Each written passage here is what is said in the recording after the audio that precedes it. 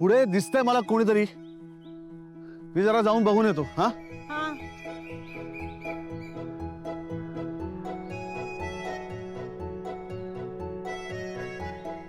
Network आलं. हो राजवाडे.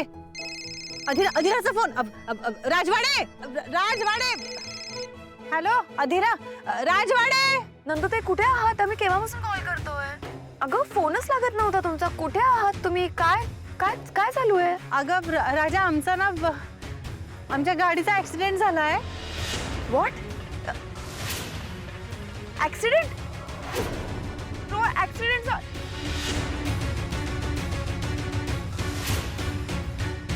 पण असं कसं झालं? असं कसं शक्य? पण पिंट्या दादा खूप खूप सेफ चालवतो गाडी.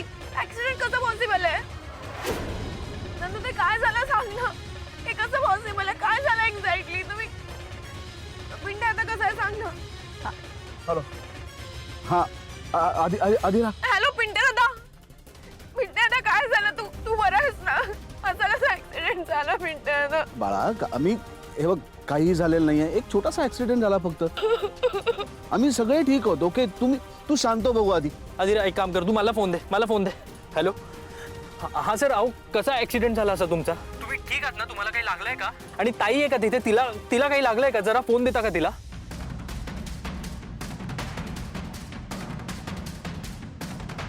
रोहन. हा रोहन. हा अगं ताई, काय कसा ऍक्सिडेंट झाला तुमचा असा? तुम्हाला लागलं नाहीये ना काही? तुम्ही ओके आहात ना? अरे नाही ठीक होत आम्ही. तू एक काम कर बरं, तू मला तुमचं लोकेशन पाठव, आम्ही येतो तिकडे. हो हो पाठवते. या आणि सांभाळून या रे दोघं.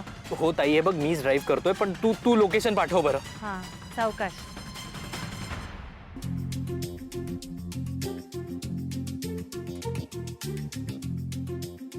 काय झालं असे का बघताय? आदिराला सांगायची काय गरज होती ऍक्सिडेंट झालाय म्हणून? अहो पण मग काय सांगायला हवं होतं? नुसतं थांबलो म्हणायचं किंवा गाडी बिघडली असं म्हणायचं. ऍक्सिडेंट झाला हे सांगण्याची काय गरज होती? बघितलं ना आता किती टेन्शन आले तिला. रडत होती फोनवरती. मला नाही सहन होत. आणि आदिराच्या डोळ्यातले अश्रू. हो मी मुद्दाम तिला त्रास व्हावा म्हणून नाही बोलले. अशा वेळेस कसं बोलायचं ना, याचे धडे दिले पाहिजेत तुम्हाला. हो तुम्हाला पण. मग ऍक्सिडेंट झाल्यावर माणूस घाबरलेला असतो ना, नाही लक्षात येत. मग अशा वेळी त्या माणसाशी कसं वागायचं याचे धडे तुम्हाला दिले पाहिजेत. अहो नाही सांगायचं त्यांना की आपला ऍक्सिडेंट झालाय. ते इथे आले असते, आपल्याला प्रत्यक्ष बघितलं असतं समोरासमोर, ते इतके घाबरले नसते. त्यांना सांगता आलं असतं. टेन्शन मध्ये गाडी नाही असं नाही होणार. रोहन चालवतोय ना, तो खूप स्टेबल आहे. वा, आपण मोठे होत ना त्यांच्यापेक्षा. आपण आपल्या लहान भावंडांची काळजी घेतली पाहिजे, हो की नाही? त्यांना सांभाळून घेतलं पाहिजे का आपणच त्यांना टेन्शन द्यायचं?